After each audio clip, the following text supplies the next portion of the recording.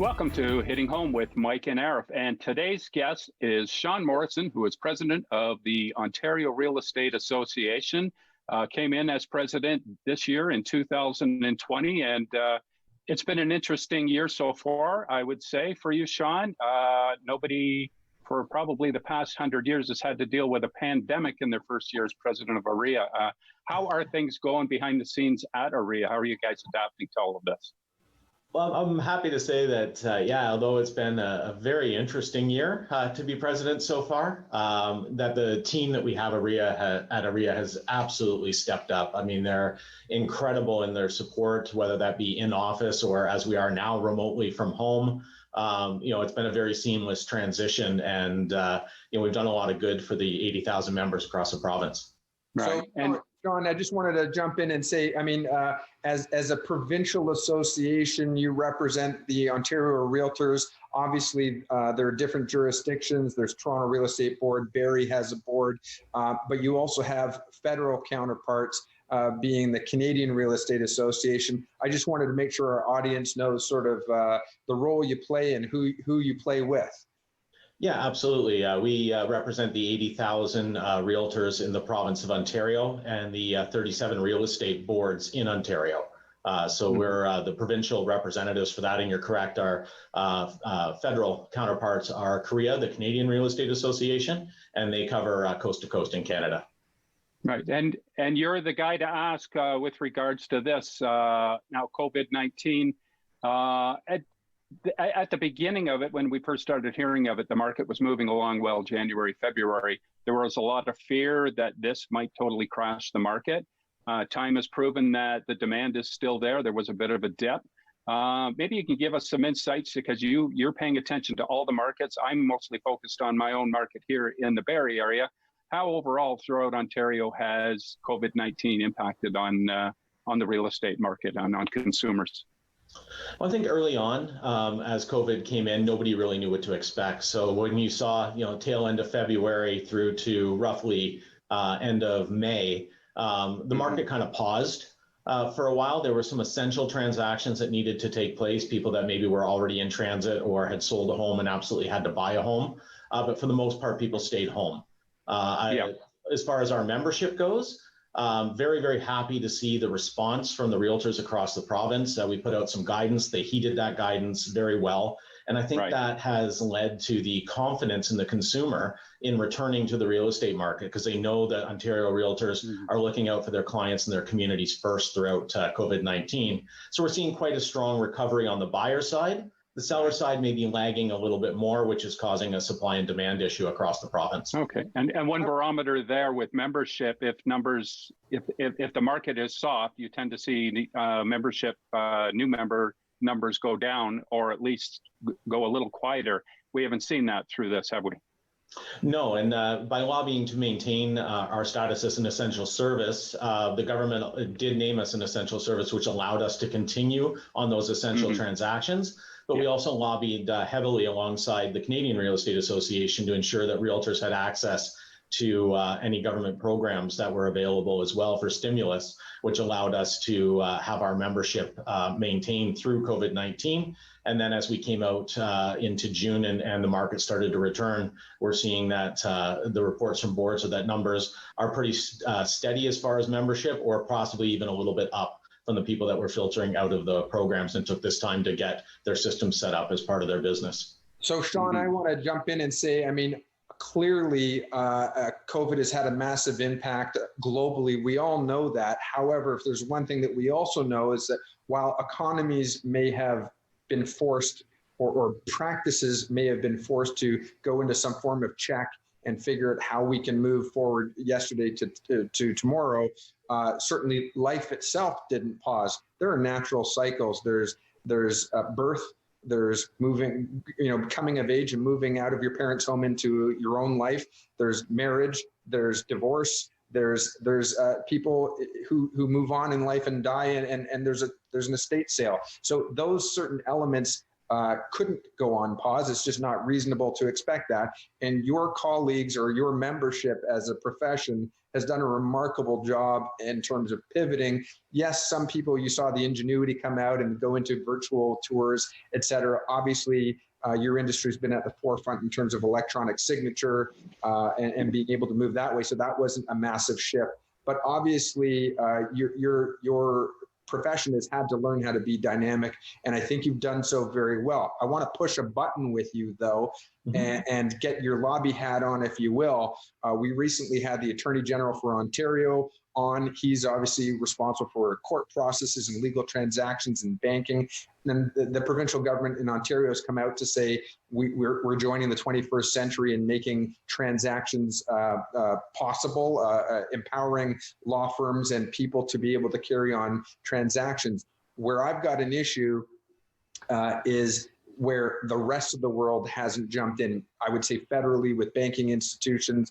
How many of your clients or your membership's clients have been faced with a scenario where they suddenly found themselves stifled because they had to reveal or admit that they accepted a CERB payment, or maybe they accepted, unbeknownst to them, a mortgage deferral offer from their institution, and it actually injured them or hurt them in the process of a transaction?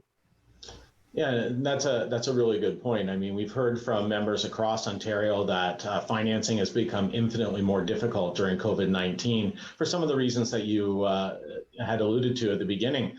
Banks weren't using electronic signatures. It was wet signature up until COVID-19. So they're learning those programs and those systems now as part of this pandemic.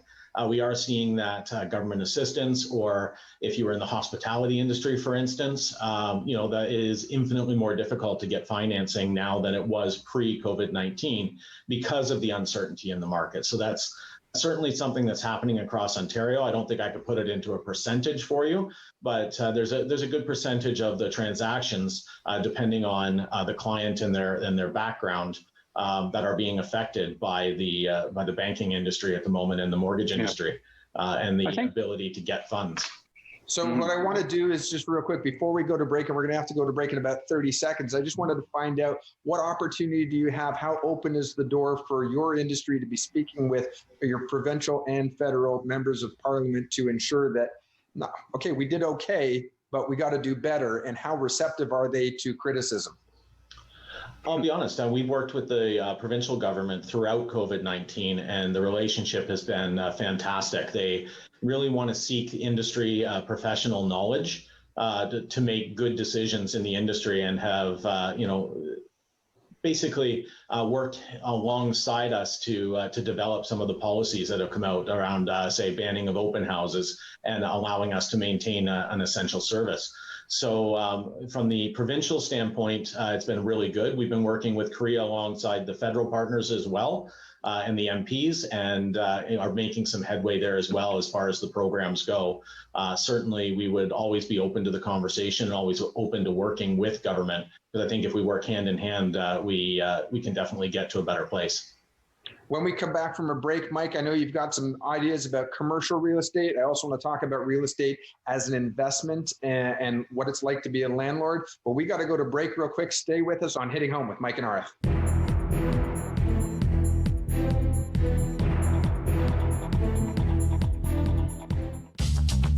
This program is brought to you by Ignite TV.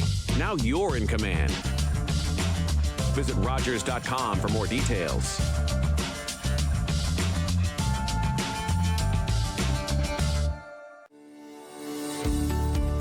At the Imager Studio Tour, we have tremendous crowds that come up for it. And once they come in, they feel comfortable. Like, I see it, like I know in advance what I'm trying to do with a shot. Lighting and shadowing will make the shot. If it's not there, it's just a one-off. The variety of the landscape. I mean, we have everything here. We have escarpment, we have the beaches, we have the Lake Simcoe, and all those. They give you such a different variety.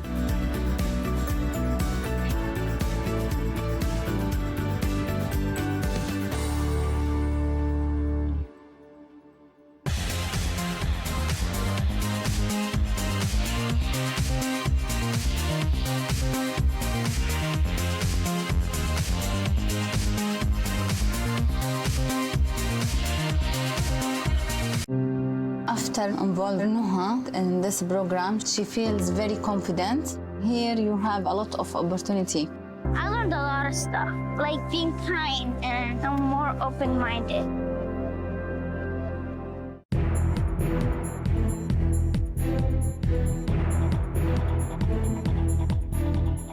Welcome back to Hitting Home with Mike and Arif on Rogers TV. Barry, you are enjoying the benefit of having the president of the Ontario Real Estate Association with us today, Sean Morrison. Thanks for your expertise and thanks for agreeing to join us via Zoom.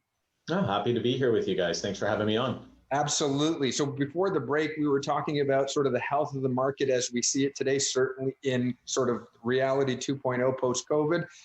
And you mentioned that the market's still relatively strong, but there's a bit of a hesitance maybe on some of the seller market. And I wanted to sort of poke that bear a little bit more.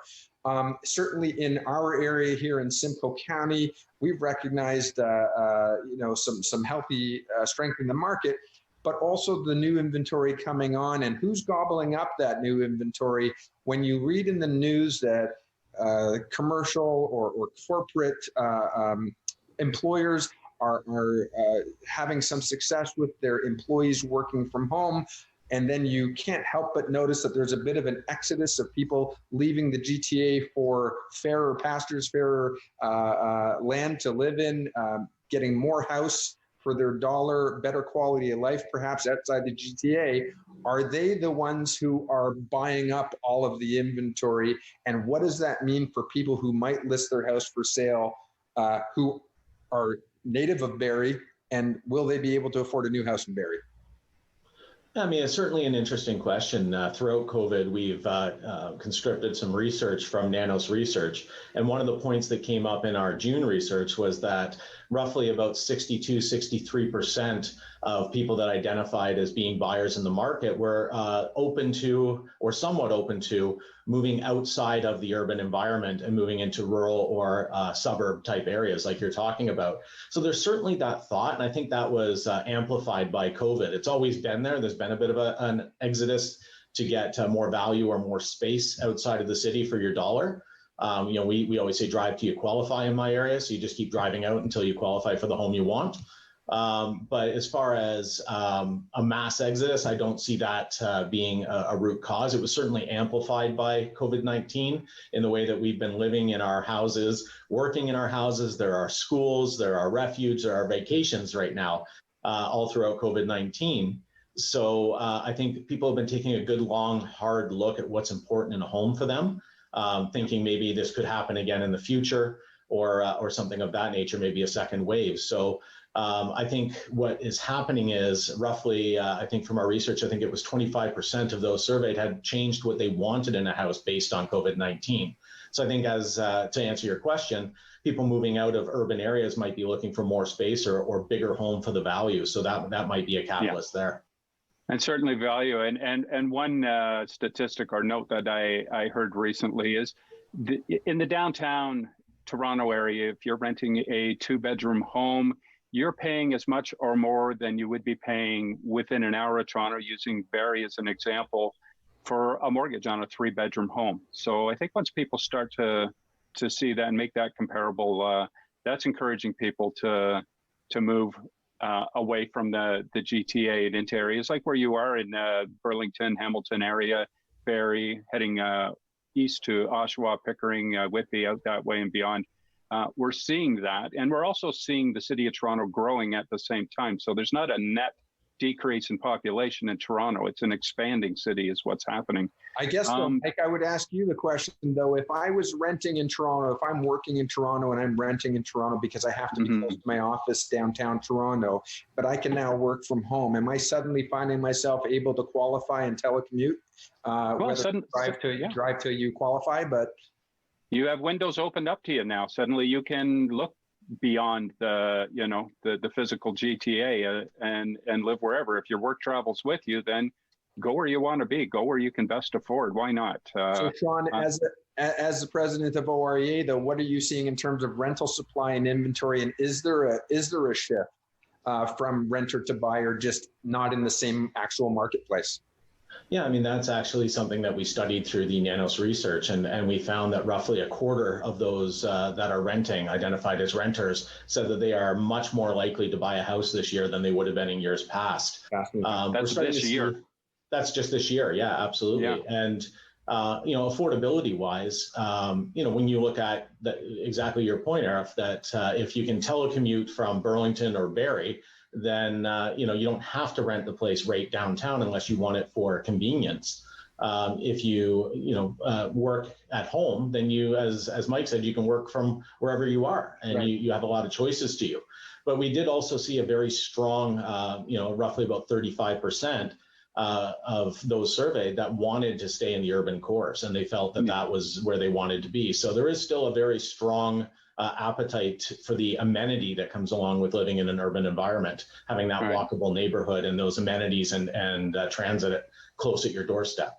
Yeah, I did want to touch on something. Whatever your market is in Ontario, in the last 5 to 10 years, the value of the homes in that market have at least doubled. In many cases, have gone up almost 3 times over the last 5 to 10 years.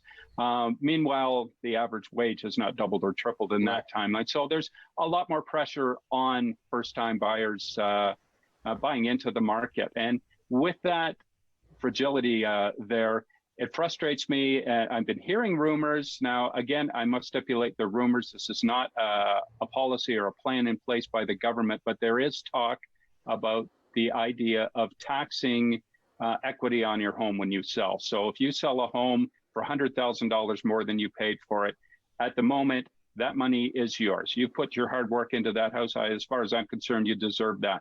Government sees this as low-hanging fruit, perhaps, and they want to tax that. Their claim in discussing this, from what I'm hearing, is that this will help to level or even out the market. Where they've used that claim before, things have not worked out so well in trying to manipulate and calm the market.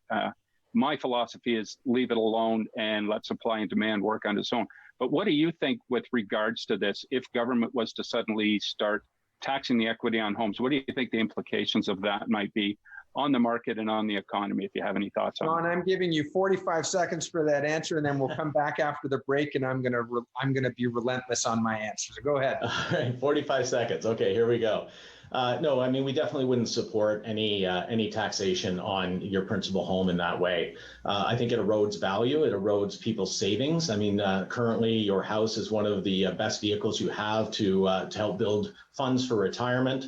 So, I mean, that would hurt seniors if you did that. That may be downsizing or going, to, facilities and that sort of thing. That's money that they need to live.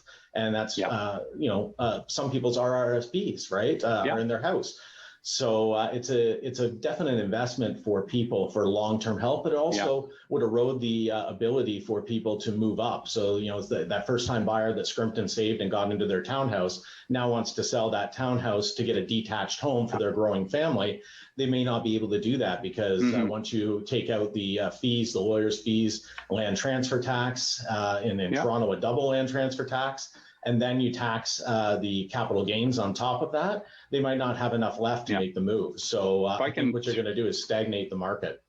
And I'll throw one more thing in there quickly before we go to break. And the other thing is a lot of parents are relying on that equity in their homes to help their children buy into the real estate market now too. Now, if you're going to start taxing that equity, you're going to stifle that, and that next generation of buyers is going to be hurt by that, as far as I can see. We're going to break with that thought in mind. Stay with us on Rogers TV, Barrie, on Hitting Home with Mike and Arif, and we'll be back with Sean Morrison, president of the Ontario Real Estate Association, right after this break.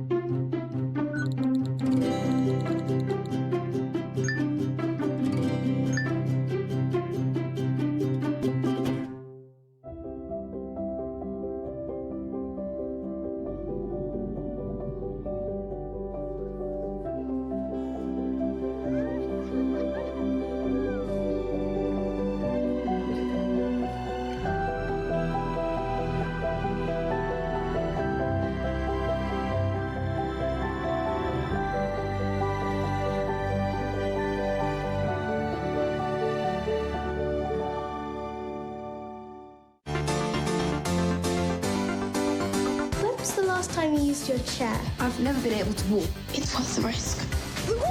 Your excitement could kill him. Your son needs you. Magic is on our side. I heard about your mother, Jack. I'm sorry. I don't remember anything. Everyone lets everyone down at some point. How you come back from that, that's romance.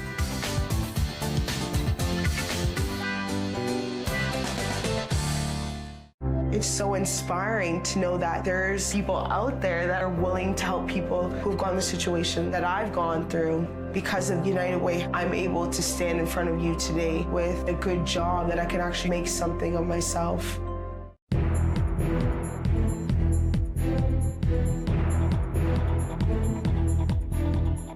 Welcome back to Hitting Home with Mike and Arif. Sean Morrison, president of the Ontario Real Estate Association. Thank you for being here. I'm going to get right into it. That last topic and comment really lit a fire with me. I think there's nothing more disgraceful, more disgusting than basically a government trying to make up for its lack of ability to handle their own affairs than to tap into what has been really sacred for as long as I've known home ownership in Canada, and that is to tax the equity or the savings, certainly on a retiree, or the ability of people to help their children enter into the next phase of life by getting into home ownership themselves. I'm glad you've got an opinion on it. What are you doing about it? Well, one of the things that we're doing, we're working alongside the government. What we're seeing here is, an ability to attempt to help the market in affordability is what they're claiming from what you guys were saying. The affordability issue was around long before COVID. It was around for the last few years in Ontario, where we have a supply and demand imbalance. So we have a set of policies and red tape and procedures that don't allow housing stock to get to market in time for the demand that's there. So we're always playing catch up on that demand. You see that across the province now. During COVID, where a lot of the sellers haven't returned to market, but the buyers have. So we're having multiple offers across the province because there's way more demand than there is supply. Driving price. So Let me get into something though, Sean. I want to get more to the point here. We've known for decades that CPP is bankrupt. OAS isn't going to cut it. We know that the idea of going to work for 30 years and coming out with a lifelong pension doesn't exist for the vast majority of Canadians. RSP, employee match benefits programs, don't exist for the majority of Canadians. So this was sort of that last safe haven, that last refuge was investing in the equity of my home or investing in my home. And now that's being vilified. Homeowners are being vilified and being considered. Not yet. It's rumored to be. It's being discussed. But it's been to be clear. It's been on the agenda for some time, and that's where this government wants to go. Yeah. Right. Yeah, and alongside that, Arif, like I said, we wouldn't support a taxation on home ownership in that way because it does erode that value, right? I think if we solve the supply and demand issue and we bring more housing to market and we have new and innovative ways of bringing housing to market, as of right zoning, for instance, is something we're lobbying for, where in and around transit hubs that you can build more dense populated buildings so that people do have that leg up into the market to start at a better place. What that does is that first-time buyer can then displace that move-up buyer, which can buy from the downsizer, right? So if you disrupt any of that chain along the way, you get what we have now, which is a supply and demand imbalance. Some of the other things that we're doing to address is lobbying to get some of the red tape around getting new homes to market. Currently, a builder can buy a piece of land and it might take 12 to 14 years for them to flush the first toilet on that site. And that's just unacceptable. We're planning subdivisions based on data that's 8 to 10 years old as far as statistics go. So I will say that so far, working alongside our GR team with the Ford government and working alongside the NDP in opposition as well, have been really good at looking, taking a good hard look at this and addressing this red tape issue. And I'm hopeful that down the road we'll see housing come to market quicker and some new and innovative housing solutions come to market to solve the supply and demand imbalance, which will bring with it affordability. Right. Excellent. So go ahead, Mike, go ahead. No, I was just going to ask you, and I don't know how close we are to the end, but to put on your, Carmack, the magician's hat here, your soothsayer hat, and give your thoughts, your predictions on where you see the market going in the next few years, post-pandemic and beyond. Are you confident in Ontario's real estate economy that it will continue along at a healthy pace? Or I'm going to kind of give you a 2-point answer on that one, and I would say the first point is it depends on what government does in the next few months. So right now we're riding that pent-up demand that's here, but we haven't seen the amount of sellers return to the market. So if the government brings some sort of a stimulus package forward, say a land transfer tax rebate or a home equity renovation credit, to get that moving, I see there being a stronger real estate market into the fall, and that'll help the economic recovery long term. As we know, housing is an economic engine that pulls along the rest of Ontario with it. So I think the housing sector can help lead us on this recovery, but it goes with the caveat that we need to see government do some sort of stimulus package for the sector to allow that to happen. So short answers though, Sean, would you say that sellers are having a struggle coming to market because of the fear of not qualifying for their next iteration of home ownership? Because plain and simple, if I've been in my house for 20 years, all I have to do is sign a one-page renewal document. There's very little vetting. If I have to requalify, even to downsize, I could be out. Yeah, I mean, certainly qualification would come into it. Also, what we're seeing is in regards to COVID, people may not want to have people going through their home at the moment, and that has slowed it as well. So I think it's a variety of factors. I think certainly the stress test is brought into that. I think, there's a variety of different things that are contributing to why sellers are a little slower to return to the market. Maybe it could be employment, right? Maybe they're unsure about their future employment because they might still be furloughed from COVID-19. So there's a variety of factors playing in, but we need to get that seller confidence back up to get the units to market for buyers to purchase, which will then drag the rest of the economy with it, because housing has many spin-offs in the economy. Sean, we got to go. I just want to pay you a compliment. You are almost as good as your colleague, Tim Hudak, who's your executive director. He's been a great guest of ours. We want to thank you, though, for being here with us, a great resource, and we look forward to having you on the show in the near future for an update. Happy to be back, guys. Thank you so much. Take care.